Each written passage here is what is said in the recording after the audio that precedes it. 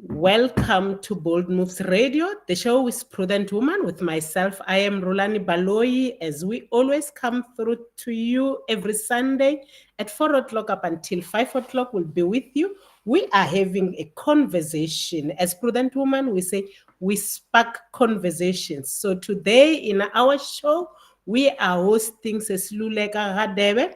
She's a social worker, but above all, she's a mother of a special needs child, as we are part of the people bringing in awareness on disability rights for people living with disability. So this month of November, as a country, as a nation, we are in a drive to bring in awareness on the rights of people living with disability, to say, let us look into them and be aware and be inclusive in our way of doing things as society, and take into cognizance that we have those people who have got special needs, for them to continue to have a fruitful life, to be having a positive life and impact us as society, because we believe that as people, we have all been called by God, and we've got a special gift that God has ordained us with. And even those living with disability, those with special needs, they've got a room because God has created them, and there's something that He wants them to bring forth. So in this month of November, as a nation, we are bringing to you the Disability Rights Awareness Month. And this year, the theme for this year is empowering persons with disability through resourceful, sustainable, and safe environments. And we can only do all that if we are aware. As prudent women, we say we want to be intentional with everything that we do. That's why we bring to you this episode talking about disability. And we are going to zoom into a mother who is raising a child with special needs, and let her share her experience, share the techniques that she has employed in order to be able to finally say, I'm making it with my child, even if my child has got special needs, but I will strive to make sure that I bring forth this child, even as God has given me this a blessing for me to raise. And it's none other than Luleka Radebe. She is a social worker. Luleka, thank you so much for joining us and your willingness to come and share your journey with your son on how you have made it possible for him to live a quality life, to improve his quality of life by taking him through different therapies, being there for him as a mother, going the extra mile. And we'd like to say thank you very much. All of you who are joining us on our Facebook page and our YouTube page. As always, we say, Prudent Women, we are here to spark conversations, and we'd like you to be part of this conversation. It's not only going to be between me and Luleka, but we would like to invite you. If you have your comments, your questions, anything you would like to share, or you are going through the same experience, you are welcome to drop down your comments, your questions on the comment section. And if you are there on YouTube and you have not yet subscribed to Bold Moves Radio, please go ahead and subscribe so that you do not miss out on the number of activities that Bold Moves Radio brings forth to you. And all of you who are listening to us via the Bold Moves Radio streaming, you are welcome to be part of this conversation. Please send through your questions, your comments on 081 358 8745. Let me repeat, the number is 081 358 8745. Yes, you are listening to Bold Moves Radio, and we are talking about disability rights for all those who are living with disability. And we are going to be zooming into a mother sharing her experience on how to raise a child with special needs. Luleka, welcome to Bold Moves Radio. As you greet our audience, please go ahead and tell us, what is it that you do on a daily basis? Okay, thank you very much, Sis RHULANI, for the opportunity. I would like to take this opportunity to greet everyone in the Prudent Woman. and everyone who is streaming live now on Facebook, also on YouTube. Let me greet you in the wonderful name of my Lord Jesus Christ.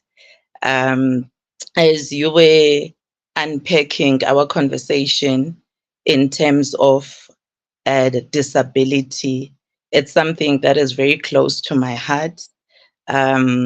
I will introduce myself by saying I am Luleka Radebe. I always say I am a self-appointed advocate for persons with disability. The reason for me to give myself this title or to call myself a self-advocate, it is because disability is something that is close to my heart. By profession, I'm a social worker, both in private practice and in public practice. I work at a school. It's called Tamarisk Special School for Autism. I am a social worker. I'm a residential social worker there. And I also serve in different support groups that deals with persons with disability. I serve in MOQA, which is it's mothers of children with autism.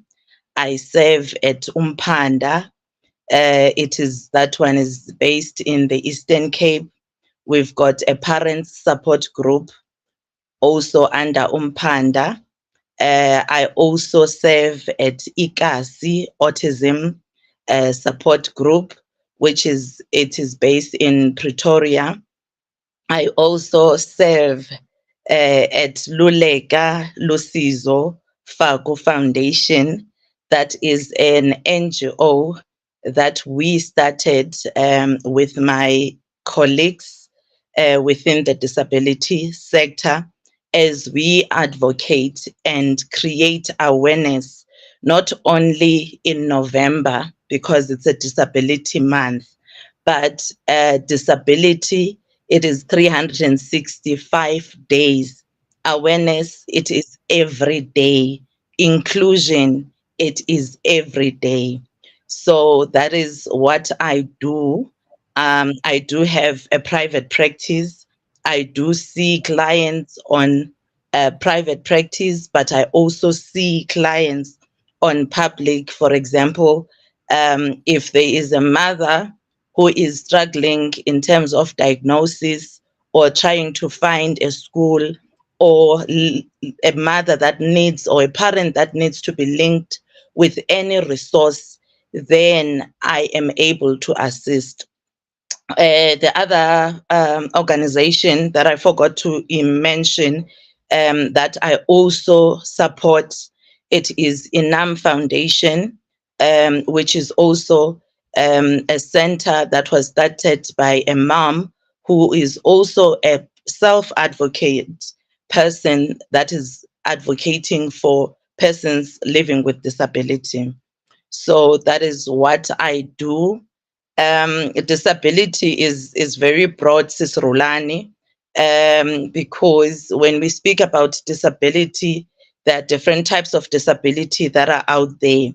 But as we're Mm, going to unpack our conversation, we will unpack all these different types of disability. But the one that is close to my heart, as you were introducing me to your audience, it is autism. The autism is very, very close to my heart because I'm raising my son, Nkazimulo, who is living or who has autism, and he is 12 years of age currently.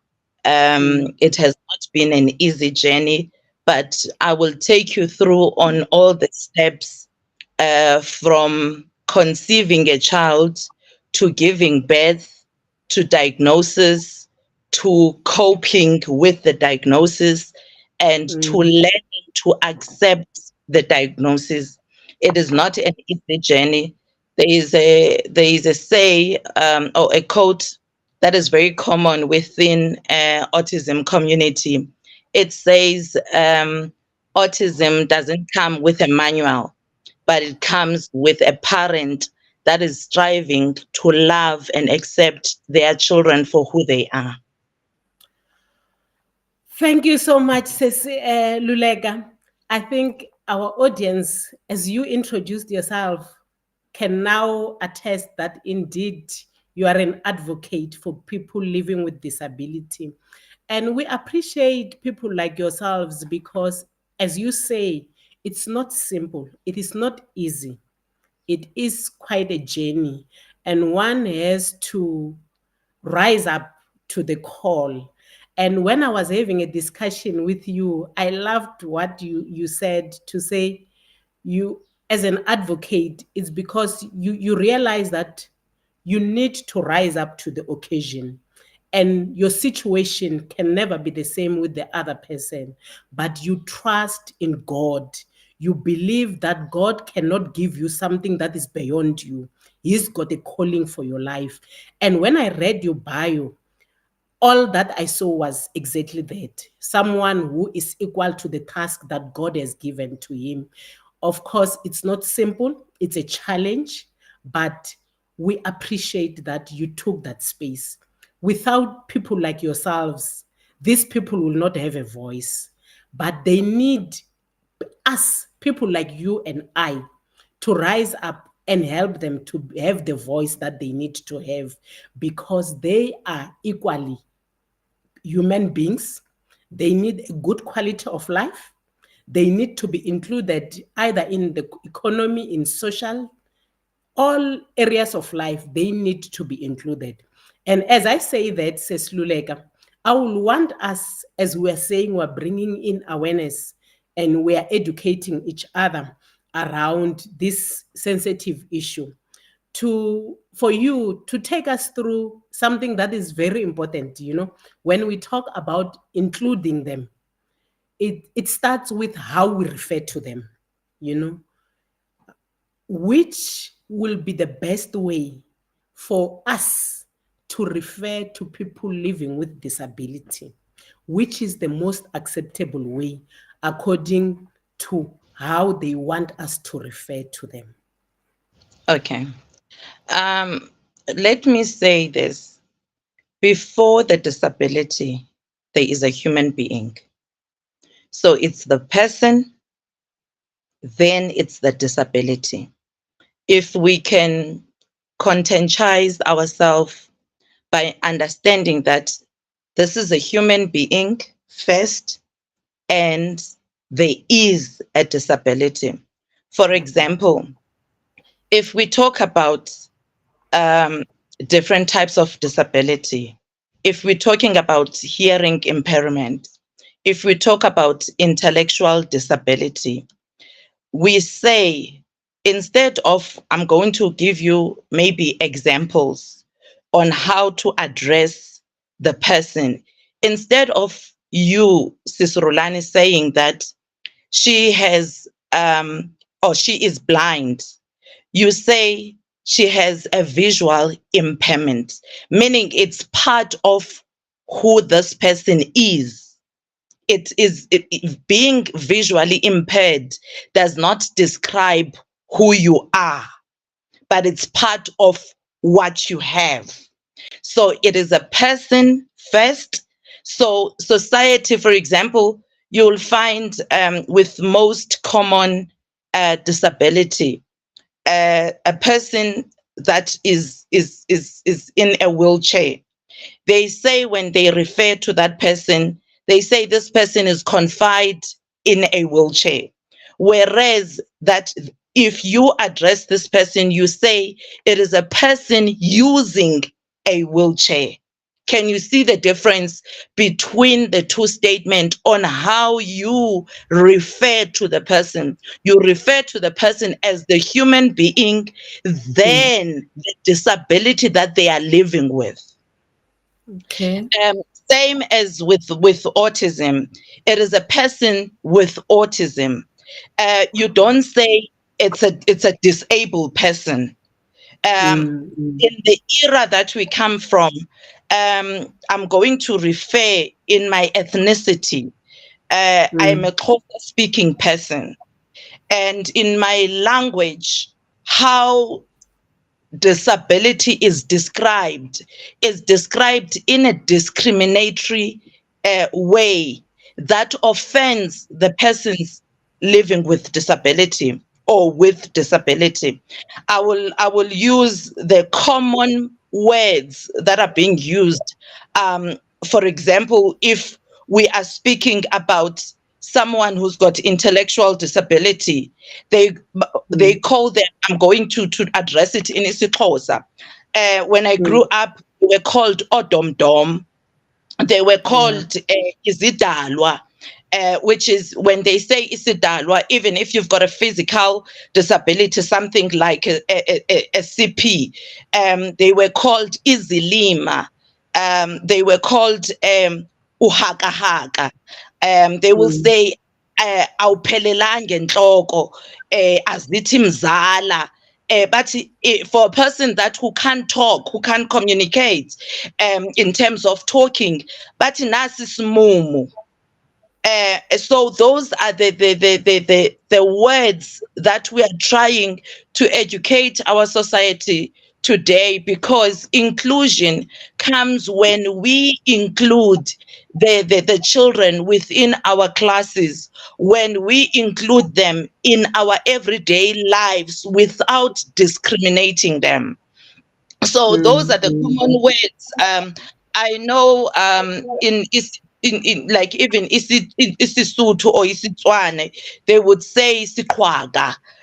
mm, They use different words. I don't know in Sitsonga what words are commonly used, but it mm, starts with us stop labeling persons with disability and acknowledging them that they are human beings just like you and me. If I would mm, move away and go and wear the cap of a social worker, mm, under psychology, I did abnormal behavior. Under psychology, psychology defines every human being abnormal. mm, mm, But mm, now, for us as society, we've got a category of some sort that we've created to label certain people who belongs to the society, who've got the rights just like everybody else, in South Africa or in the world, for that matter. Then we categorize them and want to put them in a box, which is not right. So mm, inclusion starts with how you address the person. You understand that it is a person first, then it's disability. Once we can make sure that when we address any person living with disability, then we understand that it is a person, then disability, we will get it right as a society. Thank you for that advice, because you know, at times you find that I know, even if you wish to say the right things, but because of how society we have been brought up, how society has always referred to these people, you find that you lack the words. But it is through this type of educational programs, it is through awareness programs that we should relearn and learn the right things, because it does not make them, from what you're saying, it does not make a person living with disability to be less of a human being. They ought to be referred to, because with me, I am Rulani. When I walk in spaces, they call me Rulani. They don't say, is that one, describe me before they say who I am. So I understand exactly what you are saying. And I would like to believe even our listeners and our viewers can Mhm. could understand what you are saying. And as you were referring to the words, the name calling that is being said in different cultures, and I think it's right across all cultures. That's what we have. But I believe we are learning, and we are going to start including all these people who are living with special needs, to understand that they're human beings before they are their special need that describes them. So thank you so much, Sis Luleka. We will go on an ad break, and when we come back, I will now want us to zoom into autism, the disability that you say is very close to your heart. So let us go on an ad break. When we come back, Sis Luleka is going to be sharing with us a life journey with her son Nkazi.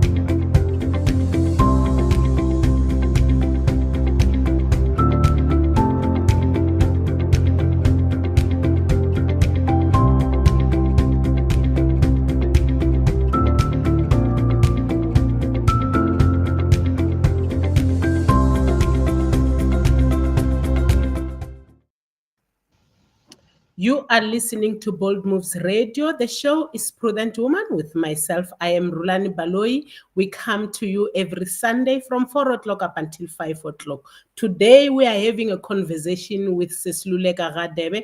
We are talking on disability rights as we are celebrating Disability Rights Awareness Month as a nation this month of November. Sis Luleka is talking to us about her experience with her son, Nkazi, a son with a special need who has got autism. Says Luleka, she says she's a self-advocate for people living with disability. Says Luleka, you have shared with us your work that you are doing with quite a number of NGOs, that you are bringing in your experience to help others who have got the same thing, having to raise children and even loved ones with special needs. And as we go on in this session, we'd like you to share with us your experience with your son, Kazim. As you say, you are raising a son with autism. Maybe share with us, how was your pregnancy? Was your pregnancy a normal one? Or was it different from other people who gave birth to children without autism? Okay, I'm smiling, Sis RHULANI, as you ask that question. Um, Let me start by saying my pregnancy was a normal pregnancy and a very happy pregnancy for a 26-year-old who got pregnant while she was working, while she was in marriage, customary marriage, if I can put it like that. They had paid lobola for me. In our cultural background, as a makoti, you are here to expand the surname of this family. That is one of the roles that you have to take. So within me being a makoti within the Mngomezulu family, I was expected. I remember now and then my mother-in-law would say to me, "Aintombi, ixesha liyahamba," which is, it means time is going, and I'm not getting any younger. I need to see some little ones running around and playing with the grandmother. Just to fast forward, then I received the great news that I was pregnant. I think I was around about 6 weeks when I received the great news. My partner and I, we were so happy, excited, because we knew that now we're about to expand the family. Talking about the trimesters, all the trimesters I went through, to what every pregnant woman goes through. You take supplements. I was fortunate enough because by that time I was working for a company, a fitness company, which is Virgin Active. So one of the things that you need to do as a pregnant woman, you need to exercise. So I was fortunate enough because when I was at work, I was able to exercise. I was doing aqua aerobics, which is water aerobics, where it stimulates the child inside your belly. And I don't want to lie. I had the happiest pregnancy. I didn't have any complications in terms of my health. My health was fine until the 8th month, where the only thing that was happening, I was gaining a lot of weight. The child was growing in a normal, expected way by the doctors when I go for checkups. And then around about the 8th month, that's when I was struggling with, I think it was just my feet that we just struggling. Nothing major in terms of the medical um, aspects that would affect the baby, or that would indicate to you as a new mom that, okay, there is something that is going to happen into like that when you give birth, there is something that you must expect, that you're going to have a child with autism. Mm. um, I gave birth. I remember after giving birth, or during, because I wanted to give birth naturally. For some reason, again, remember, we are being told certain things as women, as prudent women, we share a lot of information. So I was told that don't go for Caesar because now you are going to have a lot of after effects. Just go for a natural birth. After you have given birth, you'll be fine. I remember having an argument with my doctor because I wanted to have a natural birth. But however, now, uh, during that time, the child was not going down, meaning that in order for you to push, the child needs, the head of the child needs to go down, and then you will be able to push. So I was unable to push. Then they opted for an emergency Caesar, but it had nothing to do with autism, if I can put it like that. It had nothing to do with any other complications that they have encountered at that present moment. I gave birth to a healthy baby, Mm. 3.26. The baby cried.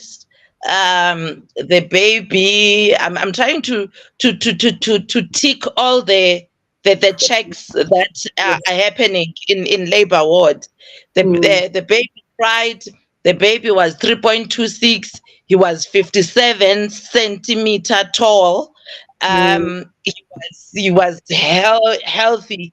My gynecologist was a white man that never smiled throughout these sessions.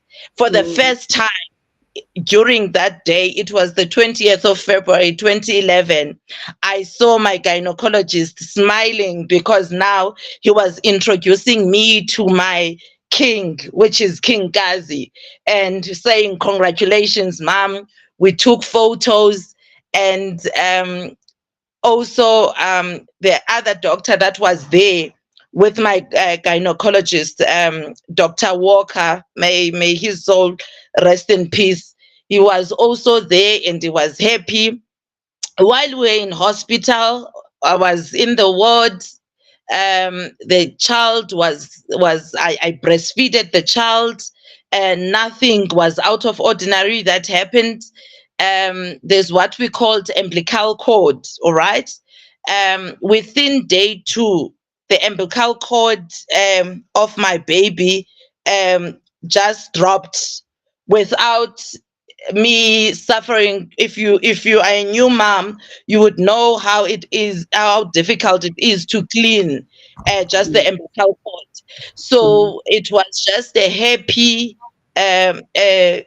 pregnancy, happy new journey for me as a first-time mom, and we got discharged without anything that was seen by any of the doctors.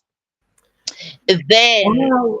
So, okay, if I may interrupt you there, says Luleka, what I'm hearing from you is that your pregnancy, nothing was unbecoming. And when yes, you gave birth to a wonderful, beautiful young Kazi. I would want us to speed it up. Now, yes. when do you get to know that Nkazi has got autism? All right. Coming to the diagnosis, I think as a young social worker in the field, I was working with um, a multidisciplinary team. When I say multidisciplinary team, I was working with your speech therapists, I was working with your ENTs, I was working with OT, occupational therapists, and now we embarked on a project where we were empowering um, what we called crashes or what we called preschools with the developmental stages of a child. All right. Now, as we were doing this presentation, I think Ngazi is around about 8 months. There's something that is not ordinary now about Ngazi, the baby. Ngazi did not do what we normally call crawling when it comes to children as they develop. He did what we call bum shuffling. So he was moving with his bums. Then this comes to me as a okay, it was not ordinary for me because I was expecting him. You would put him in a position to crawl, he will turn around and then he will do bum shuffling. And then one of the other things that I've noticed when he was around 2 years of age, Nkazi wasn't walking. And I was told that, no, don't worry, Makoti. Children in this family, they walk after the age of 3, and we need to do what we call umsebenzi in order for this child to walk. And Mm. then at the back of my mind, while I'm working with this disciplinary team, I ask them, my child is not doing 1, 2, 3. Is it okay? Is it normal? Then, when he was around about 1 year, 8 months, that was the first time that I took it to myself to take Ngazi for assessment. I took him for the assessment. He was assessed. However, by that time, he had bronchitis and he was treated for bronchitis. When he was treated for bronchitis, then the doctor that diagnosed him, I don't want to say a lot, but I feel that sometimes as well, the institutions that are supposed to educate, empower young parents within different disabilities, they also become brutal. What I was told is that Nkazi Mulo will never be able to walk, and Nkazi Mulo will never be able to speak. We then the doctor asked to do a brain scan. All right. After he did the brain scan results came, and they came saying that there are no abnormalities in the brain. However, then I was aware, as much as this information was shared to me in a brutal manner by this doctor, because I asked the very same questions that you are asking me today, RHULANI, to say, is there anything that I did through my pregnancy?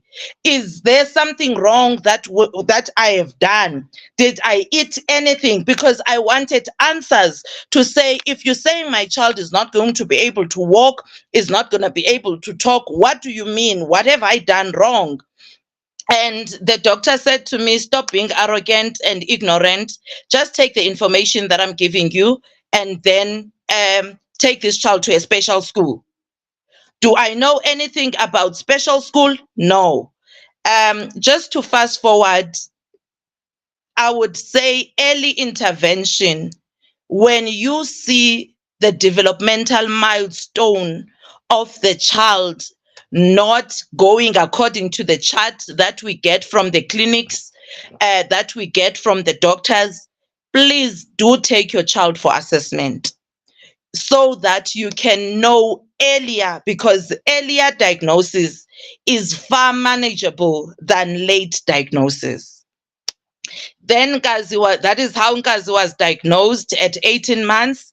But the word autism was not given to me at that particular time.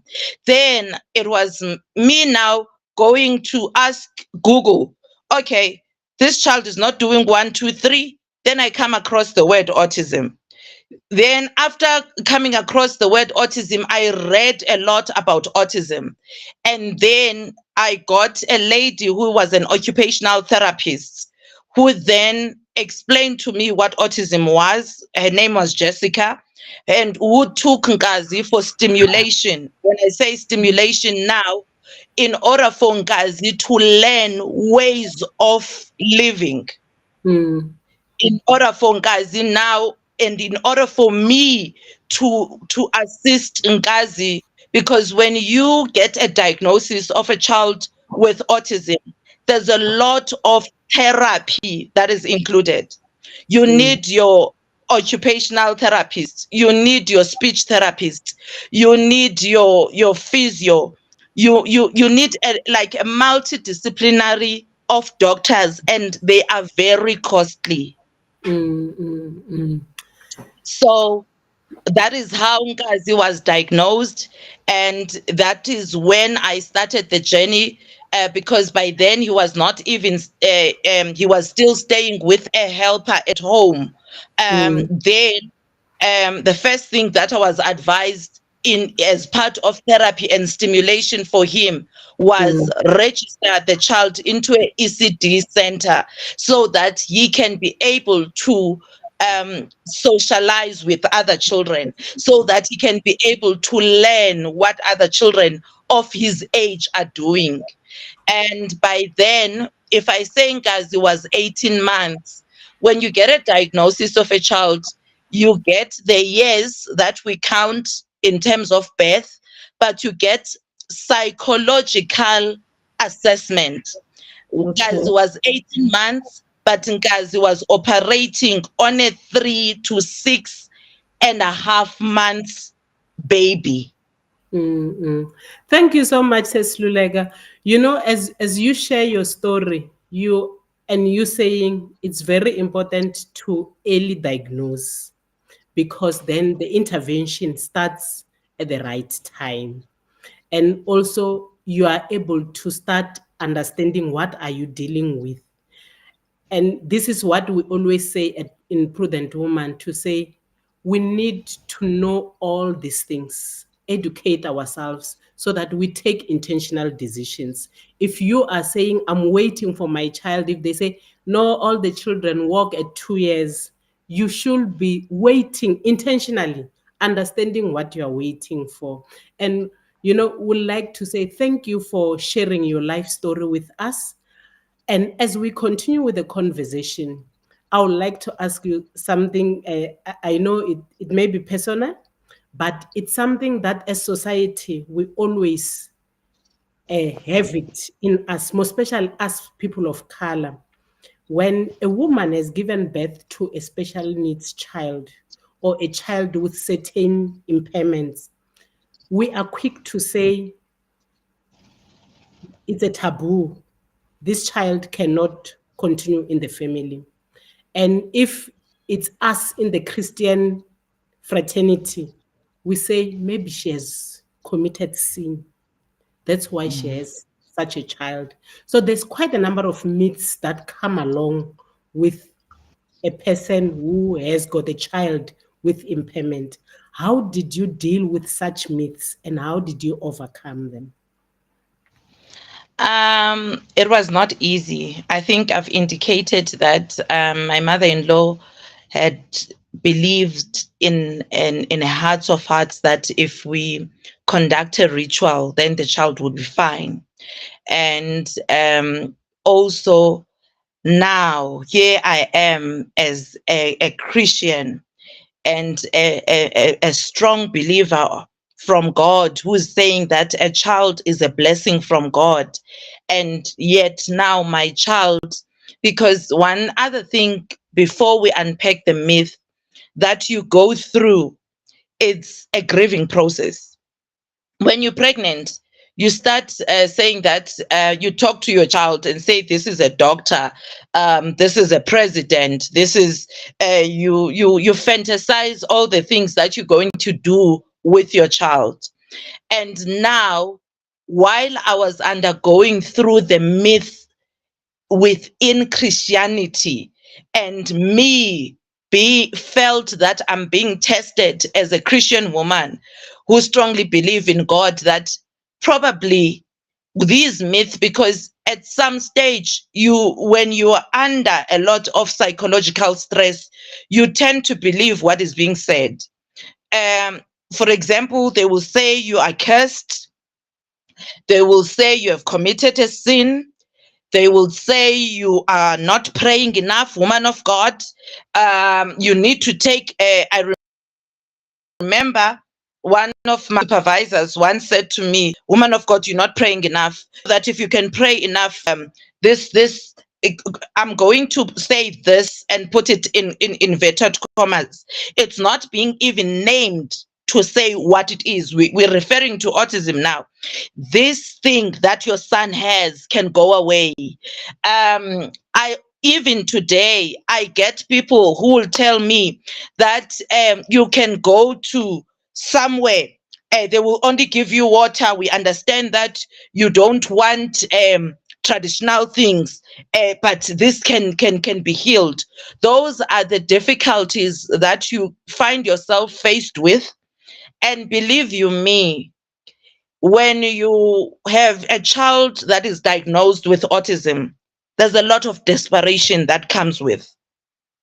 There's a lot of grieving, because your ideal child that you had or that you fantasize dies within your eyes while you are watching, because now you've got a new child that is doing things differently from the way you know and understand.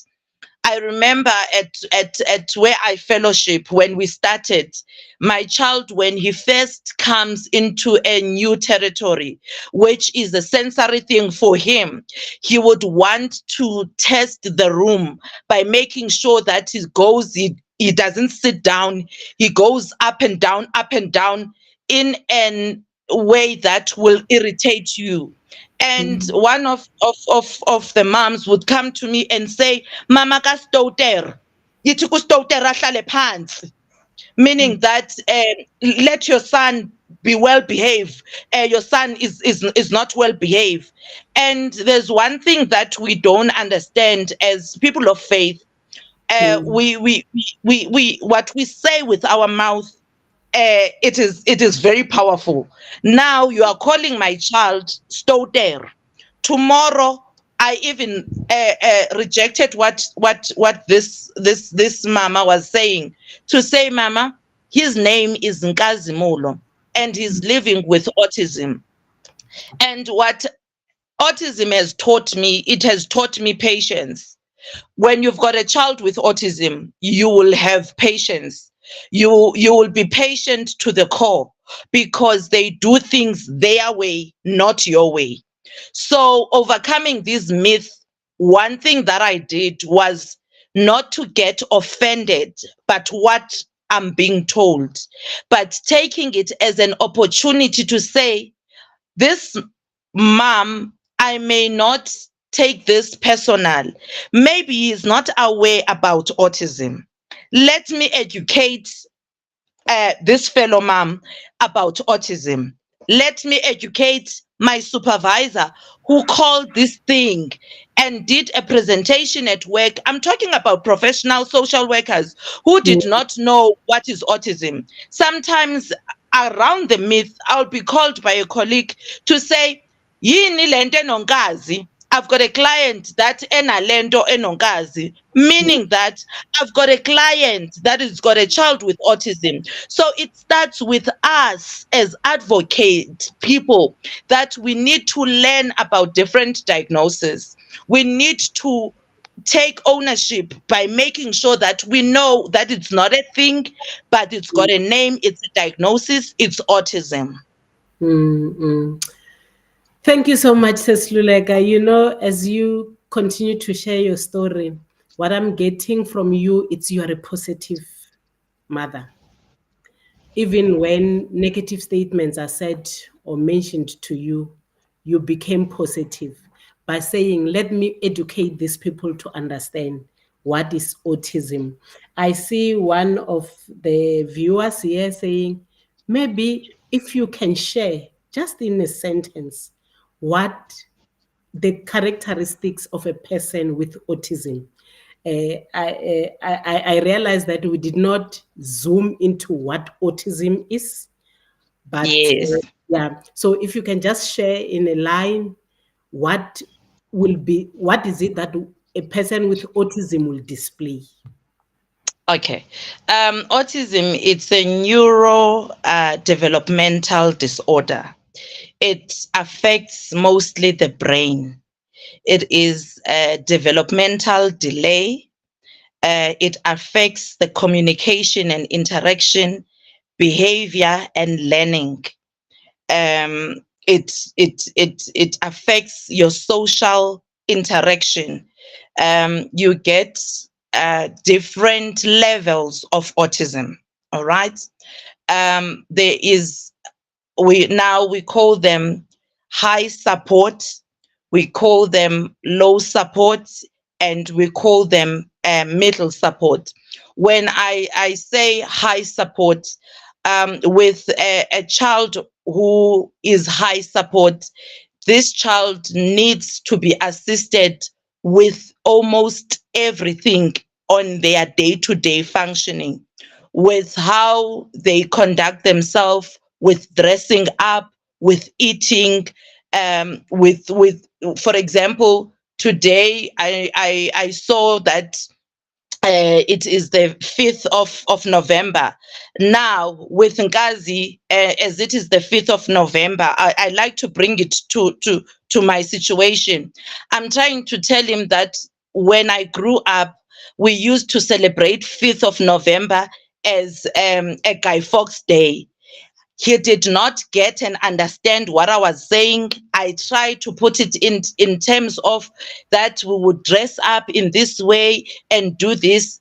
They Some of the autism children, they are abstract learners, in terms of, if you they don't understand a sense of humor.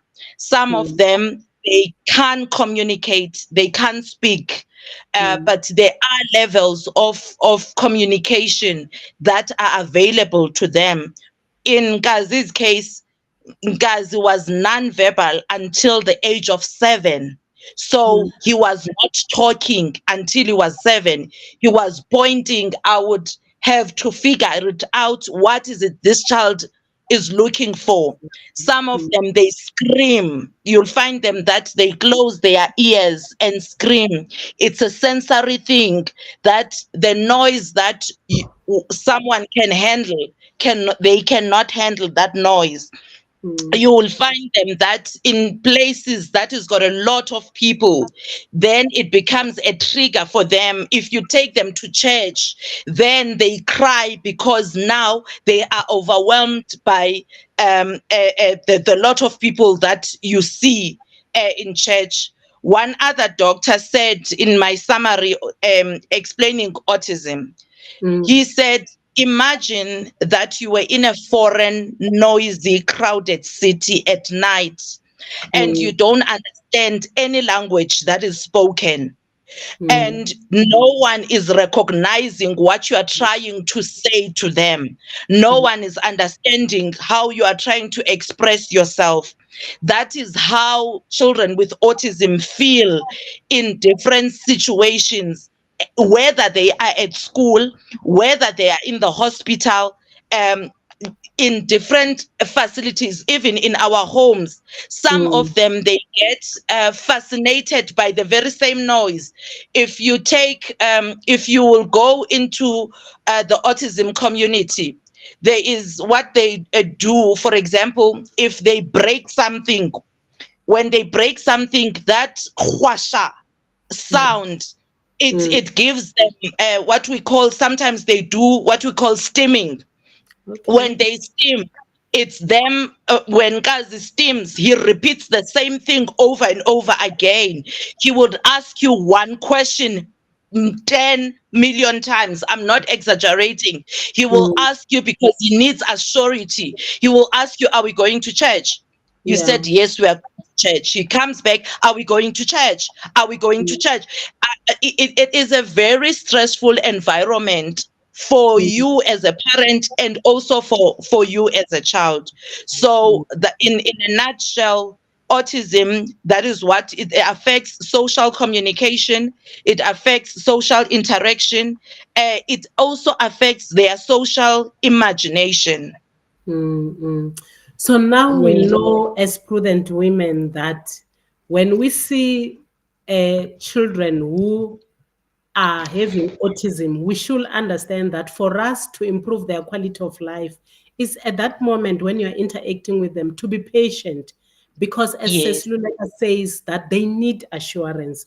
And you yes, know, that is the best that you can do. Imagine this person, as the example that you have put, being in a city where there's a lot of noise and nobody understands you.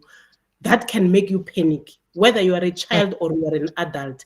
And can you imagine yourself in such a situation?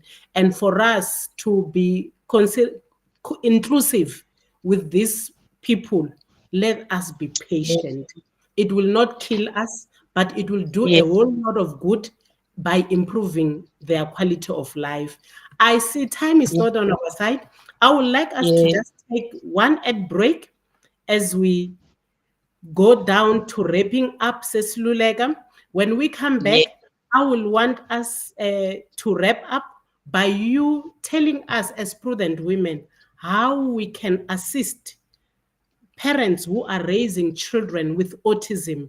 What is it that we can do to help you go through this challenging event in life and making sure that you give the support that you require for your children? Let us go on and break, and when we come back, we'll be wrapping up.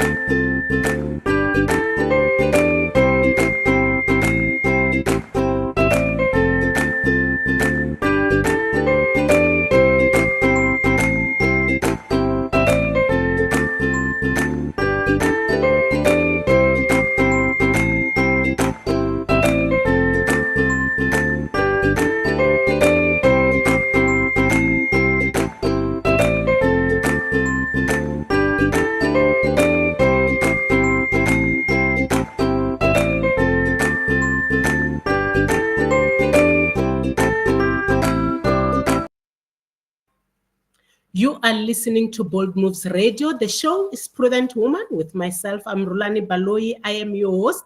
We come to you every Sunday from 4 o'clock up until 5 o'clock. Today, we are having a conversation with Sis Luleka Radebe, who is sharing with us her journey with her son. She's raising a special needs child, even as we are part of creating awareness around disability rights.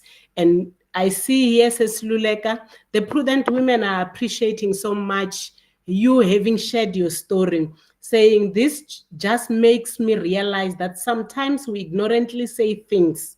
I think most of us can attest to thinking a child is misbehaved and we judge the parents to say they cannot discipline their children, but we really do not know. Says Luleka, thank you for educating us. I think the ladies are saying thank you for sharing your life story. So we'd like to wrap up, says Luleka, by asking you, as the women, to say, What is it, as a mom who is raising a child with special needs, what is it that society can do for you to make this burden lighter, to make this journey for you much more bearable? All right. Thank you, Sis RHULANI. Autism, I wanted to say in wrapping up, it is, we call it ASD, which when I say ASD, it is autism spectrum disorder. Um, when it's a spectrum, it's different to every child. I'm Mm, here as Luleka today, sharing my journey with Nkazi. And Nkazi's journey, it's only Nkazi's journey. A friend of mine and other moms, they know that we cry over different things. I would say to the society what we always say: if you have seen one autism child, you have seen one. You can't use a blanket approach to say, but Luleka said in her presentation, Nkazi is able to talk, Nkazi is able to do one, two, three. No, it's not a blanket approach. The support that we need, it is from government departments. For example, I am very proud of Nkazi's school, which is Kuramis School for Autism. In the disability um, world or community, the government has got a mandate to at least employ 2%, 2% per department or any company. We are pleading to say, please open up opportunities. Some of these learners or of our children, they may not be able to communicate, but they've got different talents that is hidden, that we are saying, walk the journey with us so that we can discover. In Kazimulo's school, they have employed one of the learners as a starting project to say, mm, we are saying that government must do it. Let us practice as a school. And this child, his role is just to take papers to all the classes, take papers that are being photocopied by somebody else, and just make sure that that is his job. There are different things that children with autism are able to do. They may not be able to communicate or comprehend. However, if they are granted the opportunity to be trusted and be supported, even in churches, even in schools, even in hospitals, if I come to you and say, Sis RHULANI, you see Nkazi is calm now, but in the next 5 minutes, Nkazi is going to have a meltdown if we are still standing in this queue. Can I ask that I go forth and pay? Please be fair. And we don't want to be treated special, because when he's got a meltdown and he is throwing everything down at ShopRite or at Checkers, then the society is going to say this child is not disciplined, he's misbehaving, whereas the child is feeling overwhelmed because of the environment that they are in. We are asking the banks to please give us a fair chance when it comes to our children. We are asking Home Affairs. I know of a one mom, I call her Umakulu. She has been for the past 6 months, the child's grant has stopped. The child can't sit still and take fingerprints. We are saying let inclusion be there by saying that now, if this child can't take fingerprints, what alternative is there that government can do? Because the child now can't get the grant that they're supposed to get because of the systems that are not doing inclusion. All we are asking for, can we be loved, accepted, supported, and accommodated? Wow. I didn't know about these things that you are mentioning, says Luleka. To say, even when I'm in a queue and I can see someone with autism, it may be good. I may be doing something by just saying to them, come in front. That, I never thought like that. And wherever we go in society, we time and again meet these people, and we don't understand why they are shouting, why they are saying all these things, because we never gave ourselves an opportunity to be educated around these issues. And I would like to believe everyone who was part of this conversation, you have now learned something. Even if you cannot do a whole lot of other things which she's saying that's what we are expecting from government. But if you own a small business or a business, you can check within your organization and see what is it that you can do to someone like that. But the most simplest that I would like each one of us to take along is to be able to give them preference. She's saying they don't want to be treated special, but understanding that these people get to panic, let us give them that special attention. When you are in a queue from today, just move back and say, can you please come forward when you see someone with autism? Because we live with these people, and most of the time you find that we know them, and we know them by name. They're in our society, and we've not been including them in our day-to-day lives, and we've not been considerate. Thank you so much, Sis Luleka. We have learned so much by you sharing your story.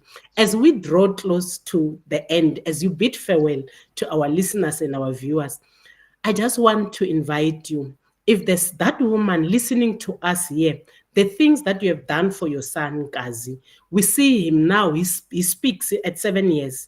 I believe it is because of the attention you gave him, the therapies that you went through, how you decided to be an advocate. If there's that woman who gave up and felt, all I need to do is to show love by keeping my child next to me, and they are saying, how did you do all these things? And it's late for them. What can you say to them in order to encourage them to say it is never too late?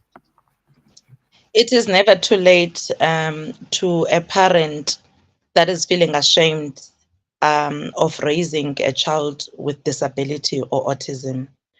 Please reach out to support groups. There are plenty of support groups.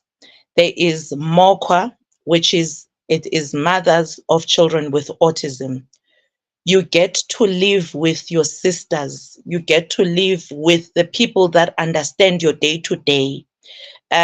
You get to laugh and be loved, and we even have MOQA prayer group where we are praying about certain issues. I think, as you said, Sis RHULANI, this is we are opening a conversation. Maybe today we have highlighted the good side of raising a child with autism, but there is a lot that we go through. The very same child that I'm talking about is 12 years of age, but is unable to wipe his bum. And it's embarrassing for him now. And it's stressful for me as a mother. It's embarrassing and stressful for helpers. When you get helpers, they tell you that, how can a 12-year-old struggle to wipe their bum? Then what I'm saying to you, mom, reach out. There are support groups. I will leave my number. There is a support group in MOQA. There is IKASI. There is Umpanda. There are a lot of support groups. Join the support groups on Facebook. MOQA also has a Facebook page. We get to do different activities for our children. We get to have family days with our children where no one is going to judge you. If Ngazi takes something and throw it, for example, takes a juice and throw it on the ground, no one is going to see that as a taboo, but they will understand that it's a sensory thing for Ngazi. We get to live with people and educate and learn from one another. There's a lot that I have learned from the support group, because you'll find that here I am, I'm saying Ngazi is 12, can't wipe his bum. Then you get Mama Kanewo, who is saying hey Luleka, Neo is 18 and he can't wipe his bum, so please give Ngazi a break. Then you get somebody who is like Mama Mary, who's saying Koki is 35 and Koki is still struggling with 1, 2, 3. So we are there for one another as mothers.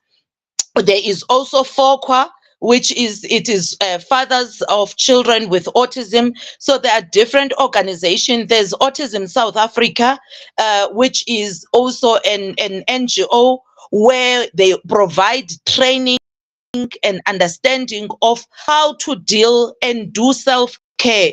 Because sometimes, believe you me, autism or raising a child with special needs does come with things like depression, does come with things like anxiety, does come with challenges within your marriage, does come with raising a child and being a single parent just like me. So there are a lot of things that we share. We share things like diet. Children with autism, they are specific eaters. They don't eat everything. But we share there to say this child is only eating noodles. Is it normal? Then somebody say it is okay. My child ate noodles until the age of this much. So I'm inviting all the viewers, the audience, everyone that has streamed, join this support group. You will learn a lot. There are professionals. I know, for example, the founder of Mokwa, Nomsa Masoga. She also wrote a book. There are people who are there to tell their stories, and all of us, we are learning from each other. So I'm inviting Mama Dlamini, who is sitting and saying, I'm not going anywhere with this child. I'm not ready to face the world. I'm saying we are here for you to support one another. Thank you so much, Sis Luleka. And I would like to believe all the viewers and listeners, you have learned a lot. Even as Sis Mahasaho says, thank you, I have learned a lot. And Sis Dine was saying, autism talks are always so informative for us, autism moms. Thank you, Lou. My son also bum shuffled instead of crawling, and the brain scan also showed everything was normal. And it's only when you have all this type of information that you are able to realize that maybe there's a cause for concern.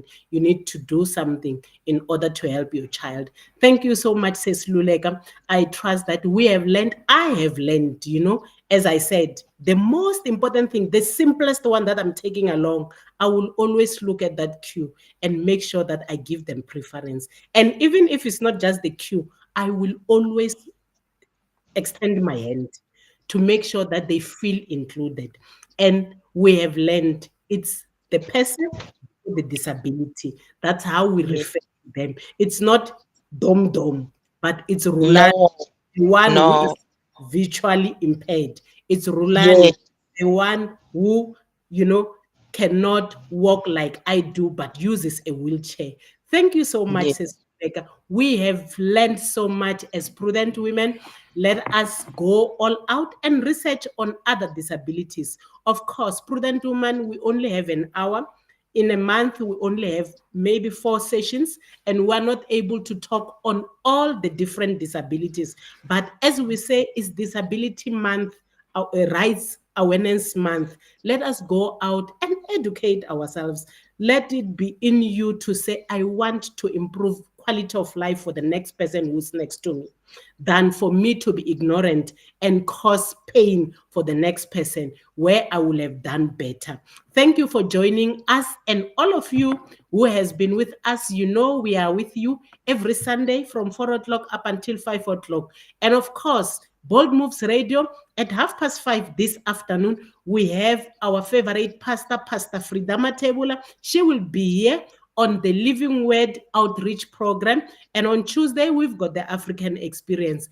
Let us go out and just grab that cup of coffee and come back. She'll be here in the next 20 minutes, and let us learn what the Word of God says to us as human beings, as we improve the quality of life for ourselves and those who are around us.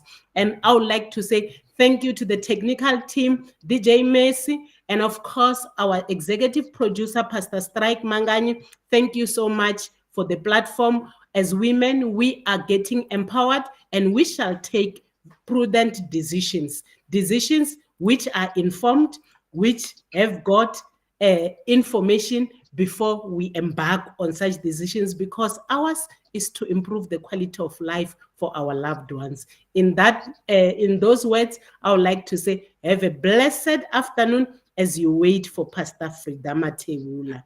Thank you very much.